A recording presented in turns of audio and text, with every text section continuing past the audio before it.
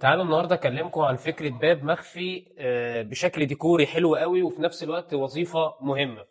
خليني اشرح لك. انا عندي هنا دي منطقه طرقه وعندي دي منطقه ريسبشن. طبعا منطقه الريسبشن زي ما احنا شايفين كبيره وفيها تكييف بيغطي المساحه كلها. العميل قال لي عايز احقق حاجتين مهمين. اول حاجه خصوصيه، ان اي حد بيتحرك في الطرقه سواء رايح او جاي ما يبقاش مكشوف. والحاجه التانيه ان التكييف اللي يكون شغال احافظ على عمره الافتراضي، فيبقى عندي زي ستاره او حاجه تحجب الهواء انه يكون بيتسرب لجوه.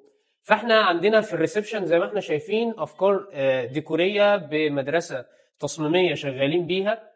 وبالمناسبه احنا الفيو بتاعنا اصلا الاهرامات، فاحنا لينا كونسبت تاني شغالين بيها نبقى نتكلم فيه بعدين. بس المهم قلنا ليه لا ان احنا نعمل هنا كأن في تجليده متحركه. التجليده المتحركه ديت علشان خاطر تبقى بفكره باب زي ما انا شايف، فانا محتاج استخدم لها ميكانيزم ما يبقاش باين عشان ما ياكدش ان ده باب وان دي تجليده متحركه.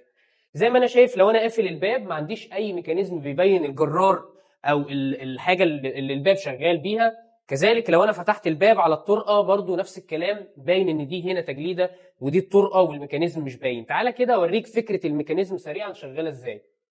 انا عندي هنا الباب، لو انا بصيت فوق هنا كده هلاقي ان الميكانيزم محفور في الباب بنفس سوى الباب وبيتعلق عندي في الكاميرا اللي موجوده فوق الباب دوت، علشان ما يبقاش فيه اي حركه او انه يخرج من الدليل بتاعه. بيبقى فيه زي دليل او بنز كده بيكون راكب تحت بعجل، بيساعد على ان الباب يتحرك معاك بسلاسه وفي نفس الوقت ما يبقاش بيروح ولا بيجي. واخر حاجه ان الباب بيكون في حاجه اسمها فرمله.